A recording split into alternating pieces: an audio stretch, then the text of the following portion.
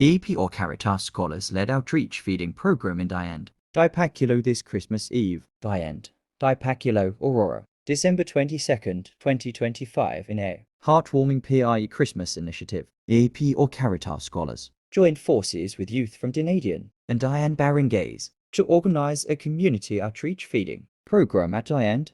Dipaculo. The event brought together a total of around 60 people, 20 dedicated volunteers and 40 local participants for a day of joy, connection, and nourishment ahead of Christmas Eve. The half-day program kicked off with an opening prayer led by Raul and Romano, setting a spirit of gratitude and unity for the gathering. Evangeline Duaso then delivered welcome remarks, extending warm greetings to both volunteers and participants who came together to make the initiative possible. Fr. Rico Palicapons O'Khan shared an inspirational message centered on love, compassion, and the true meaning of Christmas, specifically encouraging the 20 youth volunteers to keep serving their community with dedication.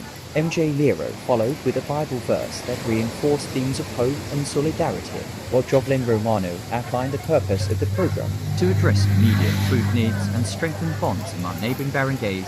The event with a lively turn as the youth of Diand and Dunedin showcased a performance, filling the venue with music and dance that lifted everyone's spirits. Interactive games followed, giving children and adults alike a chance to connect and have fun. The core of the program, the feeding activity, began after a prayer for food, with the 20 volunteers working together to serve hot, comforting meals of pancit and sopas to the 40 participants, including families, elderly residents, and children. The classic Filipino dishes were prepared with care by the volunteers, bringing a taste of holiday warmth to the gathering. The day concluded with closing remarks from Evangeline Duaso, who thanked every volunteer for their hard work and every participant for joining, urging continued support for future community efforts. A local resident who attended with her 3 children said, "This program means so much to us, not just the delicious pancit and sopas, but the feeling that our community cares. It's the best early Christmas gift we could ask for." Volunteers noted that the initiative was made possible through donations from local businesses and individual supporters,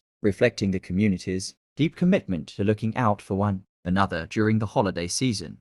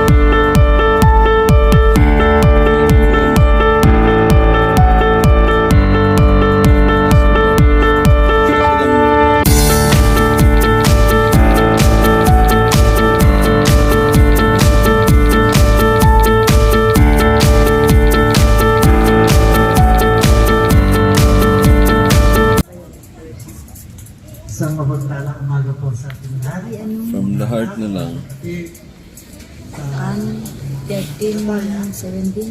Nasa kawikaan. Ililusan Kita mo? ng kalitan. Kapagkat ang pagtulong sa kapwa ay isang makikang gawain. Ang Caritas po na nagbibigay ng scholarship ay pagmamahal po ang hangarin nito. Gusto niyang mapaganda ang inyong mga buhay, pagtagumpay sa inyong mga pangarap, at ito ay nakabatay sa inyong masigasig, masigap na pag-aaral. At balang araw, kung kayo ay makatapos na at makamtan na ninyo yung inyong mga pangarap, nawa ay matuto tayong lumingon sa ating pinanggalingan. Nagsimula tayo sa ibaba, nakarating tayo sa itaas, pang-angon tayo sa itaas, makalimutan na natin tunghayan yung mga nasa ibaba. Nawa, matuto tayo na lumingon sa ating pinanggalingan. At ito po ang daan ng inyong pagkatagumpay. Dalangin namin kami inyong mga magulang na ako na hinaharap ay inyong makamtan. Masama niyo kami sa inyong mga pangarap. Susuporta kami ayon sa aming nakakalanan at umasa kayo na lahat tayo ay nangangarap na paulan sa ating buhay. Wala po ang ating tayo.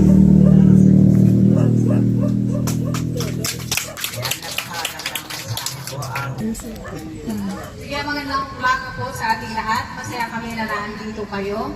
Andito yung mga target natin ng mga MSK ng Janet. Yung mga kabataan na nakasama natin noong nakaraang youth camp ay nandito rin. Bagamat yung iba parang wala pa ano. Yan. So una po, ako nagpapasalamat dahil binigyan tayo ng maraming pagsubok pero hindi kami natinag ng mga pagsubok ng ulan. Sabi nga po ni Father, tuwing alas 2 nagigising siya, parang laging may hadlang para hindi kami magsimba. Pero nananaig pa rin ang kabutihan, nananaig pa rin yung kagustuhan ni Lord na tayo ay magkasama-sama. So kanina, tawag na ng tawag si Ate Maria. Sabi niya, mag-open, paano kaya ito maulan? Pero sabi ko, sige, magpapahinga lang tayo, tutuloy pa rin tayo. Kanina, sabi ng isang scholar, sabi niya, Kita, sabi niya, hindi na ako sasama, wala akong sasakyan maulan. Sabi ko, andyan na yan, matagal yung pinagplanuhan, itutuloy natin yan. Bahala si Lord dyan. Ayan. Tapos kanina, natuwa po ako dahil tumila ang ulan. Siyempre, mas malakas ang ating mga panalangin. Paniwala ba kayo, mga kabataan, paniwala ba kayo na mas malakas ang ating panalangin? Amen. Kaysa sa mga mahadlang sa atin? Ayan. Kaya yun po yung katotohanan na ngayon ay nandito kami dahil mas malakas ang ating pananampalataya. Na ito, dahil itong ating ginagawa ay pinano natin, hindi para sa atin, kundi para makapagbahagi tayo ng saya, makapagbahagi tayo ng pag-iinit sa ating mga kabataan na nandito ngayon. Kaya nang nakasimaw naman sila dito, si Mariclet, nakasimaw naman. Maricol. Tapos isa po ay, natutuwa talaga ako dahil noong bata pa po ako, sabi ko, kailan, matanda na po kasi ako. Sabi niya, kasi matanda na ako ngayon. Kasi nung una ko siya makita, tutoy pa lang po siya. Ngayon po siya, batang-bata pa po yan. Way back siguro, late 90s, nung una ko po makasama ang grupo na to. Sa totoo lang, malapit sa aking puso ang mga nakatulong. Ayan. Iyak na naman ako. Kasi nung bata pa po ako, alam niyo ba na unang first time job ko na talaga. Nakasan po ako sa mga magsusubo. So, ito po ay sila Kuya Wani. Hindi po nila kilala si Tatay Wani. Nasaan po kaya si Tatay Wani? Kayuin mo. Tatay Wani, nasaan ka? Pero nakikita na. Hala, sino na makapagturo sa mga kabataan na dito kung nasan si Tatay Wally? May premyo po. Ako! Ay, ito! Si Tatay Wally. Alam mo na lang, kay Tatay Wally may premyo pero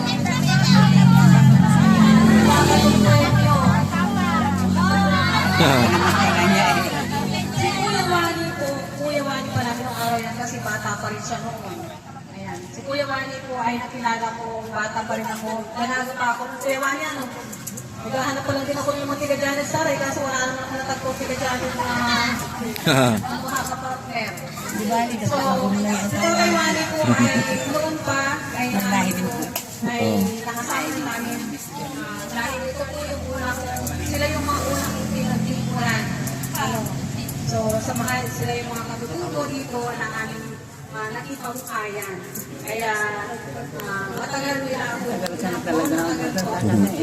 Nakipabuhay sa kanila. Ayan. Gusto nyo rin bang makipabuhay sa kanila? Imuan. So, ito na yung isang wala pa para mataman natin yung kanilang mga kalagayan. At syempre, tutuwa ako dahil nandito pa si Ate Norma, ayan, nandito si Maring Leen. So, nung araw ay, dahil naging kapamilya na rin ako, so, meron ako dito mga anak, meron ako dito mga kumare, kaya yun po yung naging buhay ko dito noon, may bata pa. Kaya masaya po ako. Kaya nagkakaroon po ng pagkakataon na muling makabalik sa grupo na to ay sa totoo lang natuwa ako. Noong, sige, para po sa kaalaman po ng lahat, ito pong ginagawa natin ng ito ngayon ito po ay inisyatiba ng mga kabataan. Ito po yung mga kabataan na tiga-dinadyawan. Sila po yung mga scholar ni Caritas Philippines. Nabanggit nga po kanina ni Nuboy na ito ay, ang ibig sabihin ng Caritas ay love, pag-ibig. So, tayo ay nagpapatama ng pag-ibig sa ating kapwa. So, ito ang tunay na diwa para sa atin ngayon ng ating pinaghahandaang Kapaskuhan. Kaya natutuwa naman po ako dito sa mga batang ito, kung may nakaputi, may mga naka-asul, may mga naka-violet. So, sila po yung nag-inisyatiba ng gawain ito ngayon. So, sila ay, sabi nila, hindi na sila magki-Christmas party. Uy, hindi na po magki-Christmas party, hindi na po sila magki-Christmas party, kundi yung kanilang iki-Christmas party ay isi-share na lang nila dun sa mga kabataan ng mga katutubo dito sa Barangay Janet para naman makapag-share din sila ng konting pagmamahal, makapag-share din sila ng konti lang talaga yung kaya nilang ibahagi. Pero ito po ay nagmumula sa kaibuturan ng kanilang mga puso. Tama ba? Yes. Amen! Si Jen. So, yun po. So, kaya ngayon, dahil po ito yung kanilang pinagtanuhan, so, kasama po nila yung mga ibang mga kabataan nito ibang kabataan ng aming sambayan ng Kristiyano ng Dinikawan. So, lagi ito po yung mga nag-youth camp nung nakaraan. So, sila din yung mga kabataan din na talagang ang wish namin ay sana nga maging aktibo pa sila para sa paglilingkod sa ating mga pamayanan, lalo na sa ating mga munting sambayan ng Kristiyano. And then, in-coordinate nila yung mga drummer din, yung mga kabataan din po ng channel. So, yung pong ganong simpleng mga konsultahan ay nag-agree sila na magsagawa ng outreach program. So, nagkakaroon ng feeding program dito sa mga katutubo. Una, ang pinaplano po nila ay doon sa Masog. Sa taas, alam po sa may Masog. Kasi ang din yung mga kapatid nating mga katutubo. Kaya lang, medyo nagka-problema dahil bukod po sa masyadong malayo. Yun po yung time noon, wala po silang mga sakyan, magpupulong-pulong lang. Yun yung time noon na mayroong accident yung kabataan din na mga kasamaan nito mga Caritas students na to. Kaya, inabuhin po talaga, nansito na lang talaga sa Janet. Kaya, kumbaga, ako po ay magpapasalamat dahil naging supportive din naman, kayo supportive ang NSA ng Anong nangyari? Kayo supportive ang NSA ng Dilichawan para supportahan din po itong mga kabataan, itong mga Caritas na scholar natin, at saka itong mga chamay natin. At syempre po, hindi lang yun. Ako lubos po nagpapasalamat doon sa mga magulang po ng mga kabataan na to dahil alam natin ang mga meron po yan silang mga angking kakulitan. Pero sa kanilang angking kakulitan, meron pong kabutihan sa kanilang mga puso. Meron talagang nananay pa rin ang kanilang mga kabutihan, ang kanilang kabaitan. Kaya naman, sa mga magulang ng mga batang ito, lubos din po ako nagpapasalamat dahil naandyan po sila laging nakasuporta pag meron po pa rin ganitong mga pagdiriwang, meron pa rin mga ganitong mga gawain. Ayan. Sabi ko nga sa inyo, hindi lang purpose yung sasabi ko, madadal po ako. Isa pa ay talagang nagpapasalamat din po ako sa samantalin ko na to dahil nagkaroon po tayo ng pari na nakasama ngayon. We are so blessed dahil bihirang-bihira na ang Dilichawan, ang mga kabataan na po ay mayroong mga pag-iipon na mayroong ganitong pari. Meron po kaming nakakasama ay mga lay minister, mga malapari. Pero ngayon po ay mapalad tayo dahil meron na tayong mga malapari, pero meron pa rin tayong tunay na pari na talagang nagpapadama kung gaano po na tayo sumusultahan dito sa ginagawang outreach program. Ano po? Inaantok na sila. Antok na. Ayan. Kaya salamat po ng maraming dito po sa NSK ng Janet. Pagkaman may kasabay po, naandun pa sila ngayon, nagkakasayahan pa sila sa barangay. Pero sana makasunod din sila dito. Ano po? Kaya maraming salamat sa NSK ng Janet, sa barangay Janet. Ganon din, kila Kuya Wally, kila Maring J.F. na naandito ngayon, sa mga magulang po ng mga Caritas, sa mga magulang ng mga kabataan na naandito ngayon, nakasama natin. Lubos po yung aming pasalamat kahit po yata naulan, kahit pa yata babagyo ay nandito pa rin tayo. So yun lamang po, mahaba yung aking sinabi, pag hindi ko paparahin, dire-diretso dito pa. Maraming salamat. Yan ang jacket. Yan. Bago po tayo, gusto din bang po ba pag-pray sa Lord kaysa sa anumang mga mahirap na pagsubok sa atin? Okay. Hindi ko naintindihan niya. Hindi ko narinig niya. Thank you po.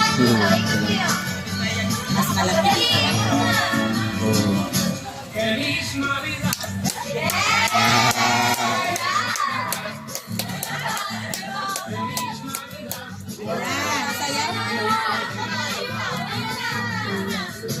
Kalat-kalat kayo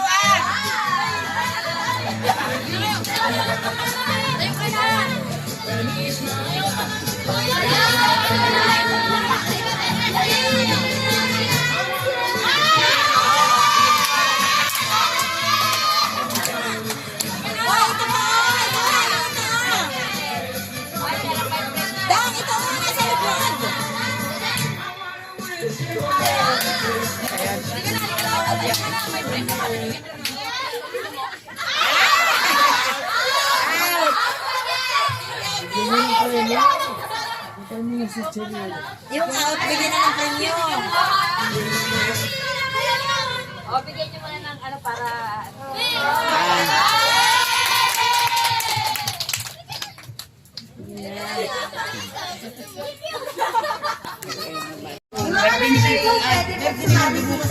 Ngayon yata po. 22. Siyempre sa kanina ay. Ay, thank you din po kayo.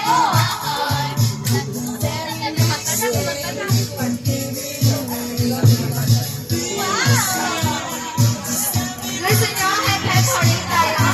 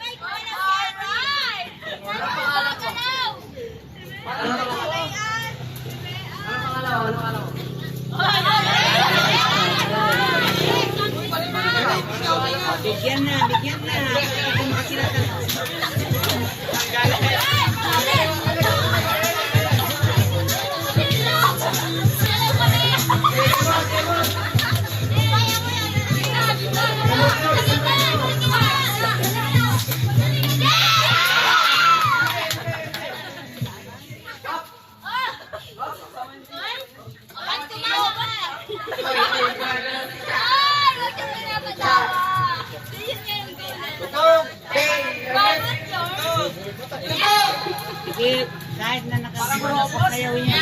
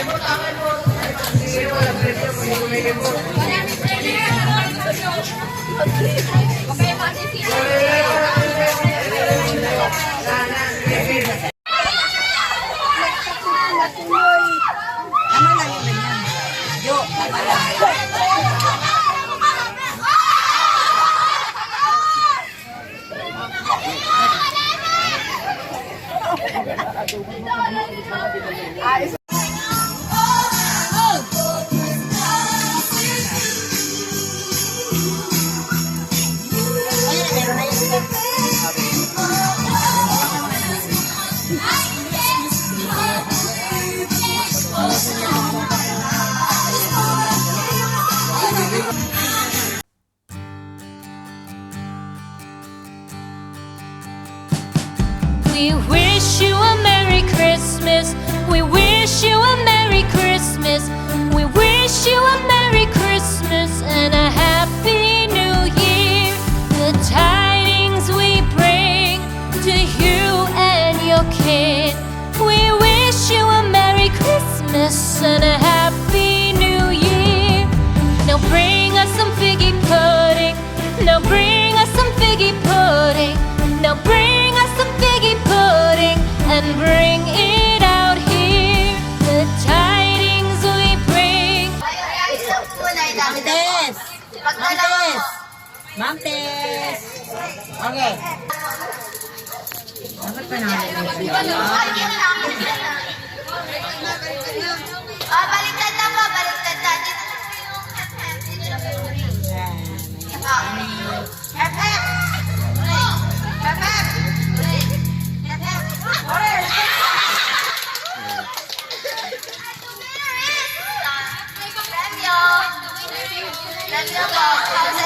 Lahat sila may premyo.